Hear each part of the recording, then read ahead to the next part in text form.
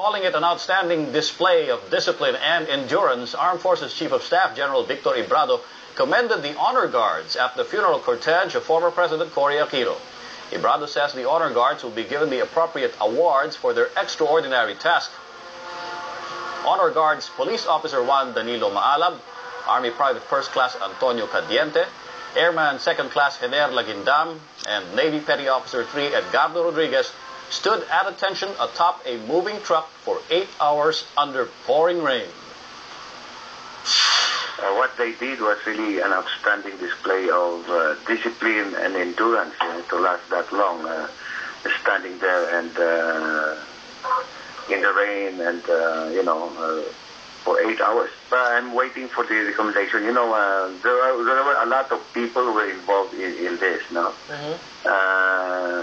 We could even cite also the soldiers who stood on the funeral cortege during the movement from the Green Hills to Manila Cathedral. That took also more than 5 hours. I would imagine that these guys should be given commendations or appropriate awards in one ceremony, maybe in a flag ceremony on Monday.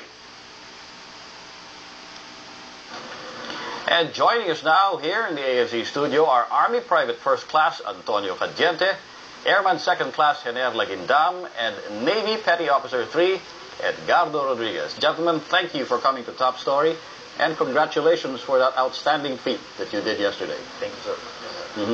So, bago po ako magbigay ng parade dress sa inyo, I want to give you a reward. Bottled water for everyone. Pakipasa na lang. Ito kayo? Yeah. Gentlemen, you deserve it. So, let's begin with the story. Sinong pinaka-eldest dito? Ako, sir. Panganay, okay. Si Navy Petty Officer 3 Edgardo Rodriguez. I'll call you Ed. Paano kayo napili? Actually, sir, naglabas ng memorandum or detail yung unit namin. At isa yung pangalan ko doon sa natas na So, hindi ka volunteer? Hindi, sir. Hindi volunteer. So, kumbaga, dinraft kayong tatlo magmula sa mga mother units nyo. Yes. Para malinaw pala na merong isang tao dito na kasama sa honor detail kahapon na wala dito ngayon, no? Si PO1 Maalab. He is with the PNP, so pinagpaalam ata pero hindi muna ata binigyan ng permission. But we're glad that all three of you could come here today. Si Airman Second Class Jener Lagindam, you are also chosen from your unit. Vigil guard kami sana, sir. Vigil guard? Yes, sir. Kaya lang, sir, nakuha nung PNP saka PMA yun. Ngayon, sir, wala na kami sana ng trabaho dun, sir. Nagkumuha ng isang tatay dun sa, sir, kaya ako, sir, nag-volunteer na. Ikaw nag-volunteer ka? Yes, sir. So, ikaw, Ed, parang na-recruit, na-draft. Okay. Ikaw, Private First Class Antonio Cadiente. I'll call you Tokayo dahil ka-Tokayo ito. Ikaw ba nag-volunteer? Nakalita po talaga ako na matayo doon para magbigay ng honor sa presidente natin. So, kayo na-recruit. Ikaw nag-volunteer. Dating vigil guard ka na, sabi? Vigil guard sana, sir, ako nung time na yun, sir. Vigil guard. So, doon ka lang dapat sa Manila Cathedral. Yes, sir. Pero naisama ka na doon mismo sa truck na nagdala sa Manila Memorial. Okay, so before that, hindi kayo magkakakilala? Hindi, sir. Hindi po. Hindi naman kayo nag-usap bago kayo sumampa doon sa truck? Hindi kayo nag-usap na, parang may dala ka bang tubig o gano'n? Wala kayo? Wala nung time nun, sir, kasi nung dumating kami doon, palabas na rin yung... So, hindi na kayo magkakilala pa talaga bago kayo nakita-kita doon? Hindi man lang kayo pare, galingan mo huwag kang magko-collapse, parang gano'n? Hindi. Wala.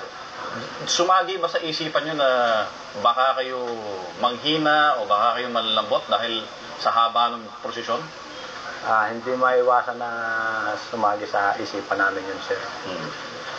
Yun ang tanong ng marami, kung paano nyo natiis yung pagpalit ng panahon, yung biglang init, biglang ulan, yung gutom, yung ngawit. Simulan natin kay Tokayo. Paano mo napaghandaan yung ganong klaseng experience? Wala man po dapat paghandaan kasi Unang-una dyan, trabaho po talaga namin yun. Saka palagi po namin ginagawa yun. Lagi niyong nagagawa yun? Practice nyo, 8 hours nakatayo na walang kibo? Pero yun po yung first time ko na makapag Namasubukan yung tigas ng yung ganung disiplina mo. Sa Air Force, ganun din ba? Kasi sir, ako sa unit namin kami ang honor escort. Kami yung taga-parada, interment, sa presidente, taga-honor, sir. Kaya, May experience ka na. Tigdala-dalawang oras lang, sir. Pero yung So, na yun, beating the record ka pala, yes, sir. dalawang oras Kung pa lang na yung sarili ko na kaya ko na 8 oras. Kayo din, ganun. Paano paghahanda kaya nagawa niyo? Sa amin, sir, yung actually yung tinatas na mag-detail sa mga ganyan, sir, is Bonifacio Naval Station, sir. Saan po yun? Sa Port Bonifacio. Port Bonifacio. So usually doon nanggagaling yung nagkulang lang, sir, ng tao na, sir, kasi nagamit na, sir, yung mga tao. Nagbigay ng augmentation yung headquarters Philippine Navy. So ikaw pala yung augmentation? Yes, sir. Okay. Karaniwan ba kapag nakakatanggap kayo ng mga ganong assignment, malaking karangalan talaga sa inyo? Yes, sir. Na hindi nyo dapat tanggihan? Oo, sir. Yes. Meron bang tumatanggi?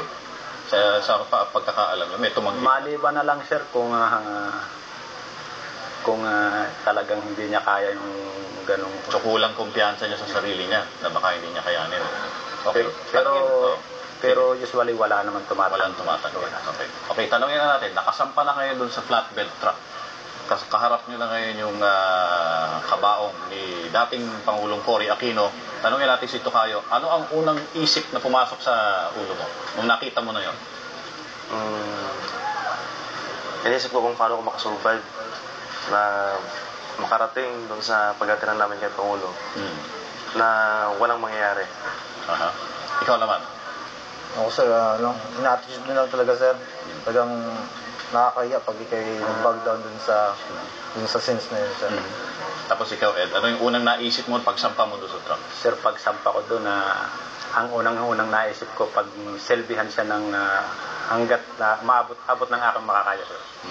Ilang years ka na sa service, Ed? 17, sir. 17 years. Kayo po? 2 years, sir. Tocayo? 2 years po. 2 years. So talagang ikaw na ang pinakamahabang length of service, Yes, ano? At ngayon, parang pareho kayo na merong experience na ganito. Kumbaga yun ang common bond ninyong tatlo. At saka ni PO1 Maalab, kaya lang, wala siya ngayon. So, habang tumatakbo naman yung truck, may nababasa ako na ibang storya na parang binabato daw kayo ng barya. Yes, sir. Hindi naman na dapat sa amin, sir. Yes. Kaso sa amin tumatama yung mga sa mga mukha namin. Hindi inaasinta sa inyo. Hindi lang namin pakita nga, meron ba mga, wala naman, ano? Walang piso. Gano'n.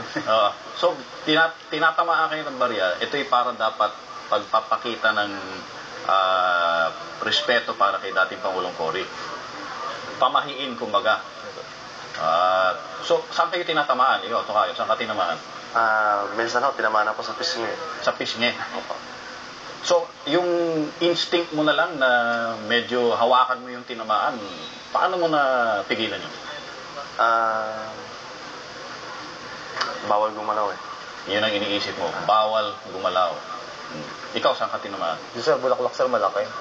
Bulaklak. Yes, sir, malaki. Bulaklak na binato, sir. Bulaklak pero may laman na mga tigli 5 piso na... Matigas, sir, eh. Hindi naman. Matigas. Yes, sir. Masakit. Medyo masakit, sir. Kaya lang, kahit na tinamaan ka na, dead man na lang yun, sir. Dead ba? Basta, Walang pagpansinin. So,